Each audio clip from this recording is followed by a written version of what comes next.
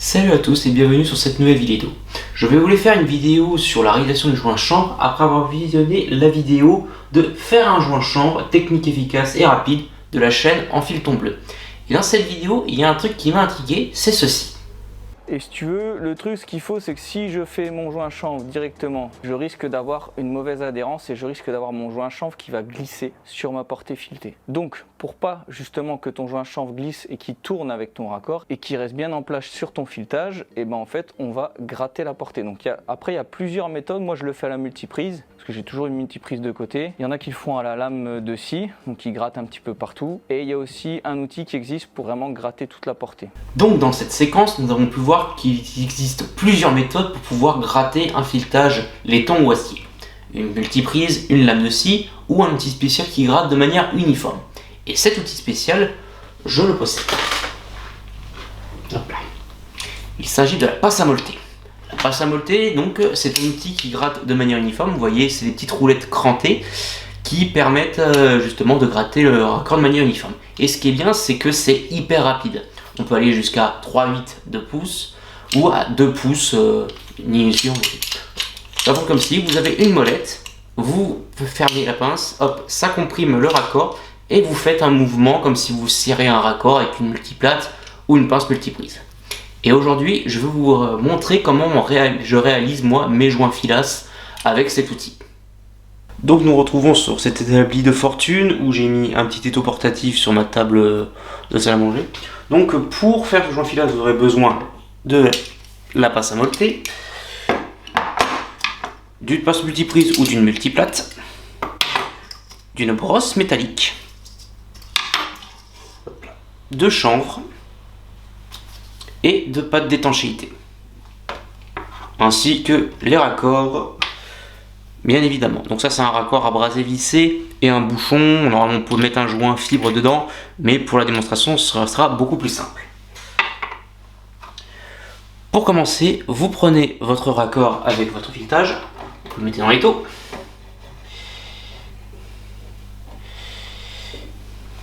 Vous prenez votre pince à molleter,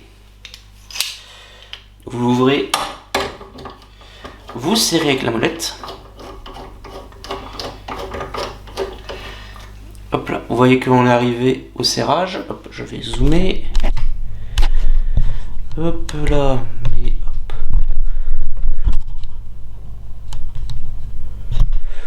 Vous voyez, le raccord, il est nickel, il n'est pas gratté. Hop, je vais faire une légère pression. Voilà, vous voyez que ça se serre. Et hop. Et voilà.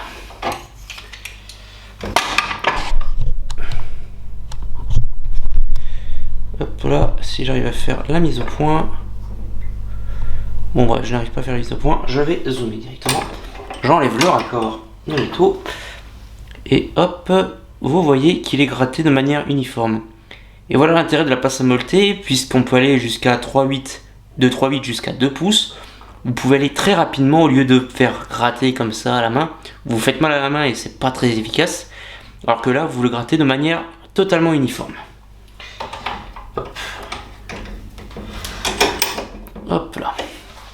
Ensuite, vous allez prendre votre chanvre.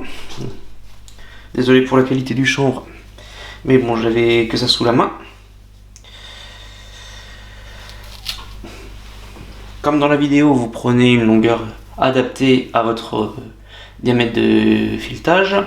Vous enlevez les excédents. Moi, personnellement, ma technique, c'est déjà, j'essuie les pointes. Hop, je zoome. Hop là, merde. Un petit bout, comme dans la vidéo, les extrémités. Vous tirez. Hop, je resserre un peu plus l'étau. Hop là, ah mince. Là, c'est le fait de d'avoir pas assez tenu. Vous tirez, vous gardez une tension ici. Vous mettez votre index, vous lâchez, vous avez relâché la tension de votre main. Vous la reprenez et vous vous déplacez sur toute la totalité du filetage. Et vous voyez, là, je veux tirer, le raccord ne bouge pas. Bon, à part qu'il bouge dans l'étau, mais ça c'est normal. Vous reprenez, en même temps, vous reprenez votre première extrémité. Même chose, vous gardez toujours une tension avec votre main, vous lâchez la tension avec votre index et vous repartez. Là, vous voyez, je perds de l'excédent et je recouvre la totalité de mon filetage. L'important pour un bon joint filasse, c'est de recouvrir juste le filetage, c'est pas besoin d'aller plus loin. Sinon, comme dans la vidéo, comme c'est indiqué, vous allez plus comprimer votre laiton, même si ça reste du chanvre et que c'est juste du chanvre. Comprimé comme ça, ça peut fendre le laiton. Ça m'est même déjà arrivé de faire gonfler à l'intérieur un filetage acier parce que j'avais fait mon joint filasse trop épais. Et quand je mettais mon doigt à l'intérieur où il y avait le filetage, ça faisait un côté bombé. Ce qui, à l'avenir, n'allait pas faire bon ménage. Hop, vous essuyez. Ensuite, vous allez utiliser votre brosse métallique. Là, comme pour une brosse pour se brosser les cheveux, on enlève les épis. Là, ça va permettre de gratter. Donc là, vous enlevez les fines pellicules.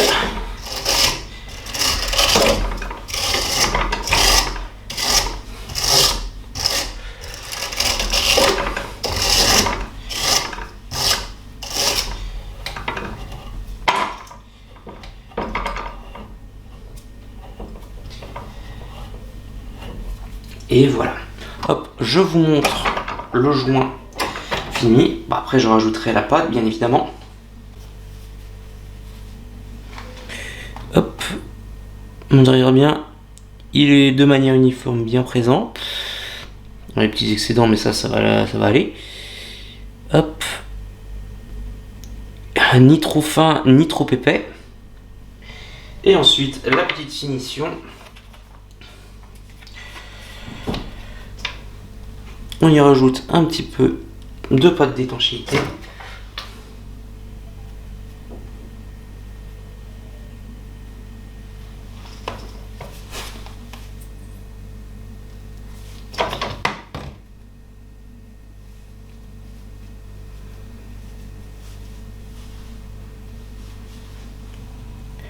Hop, et voilà, il y a de la pâte d'étanchéité, il y a ce qu'il faut. Comme dans la vidéo, on remet l'excédent. Je mets sur le t-shirt.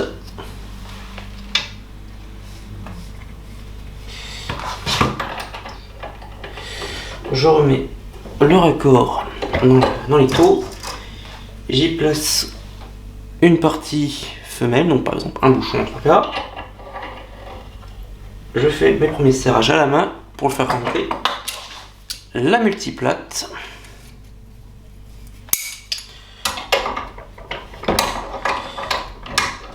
Et je fais 3 tours.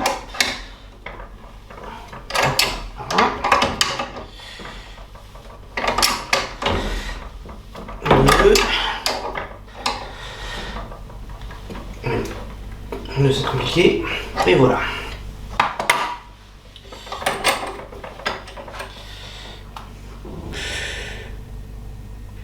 Comme vous pouvez voir, il n'y a pas rien qui se barre. Le joint est étanche, il est propre. Pas besoin de le retailler. Et il est nickel. Il n'a pas bougé. Maintenant, je vais voir un peu à quoi ça ressemble quand on va le dévisser. Normalement, si je l'ai bien fait, il devrait avoir tenu.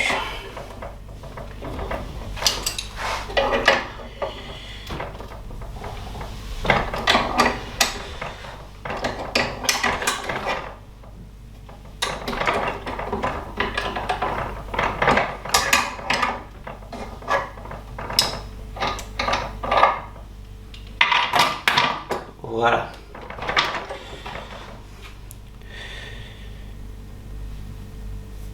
Si vous allez voir, le chanvre c'est vraiment comprimé dans les creux du filetage.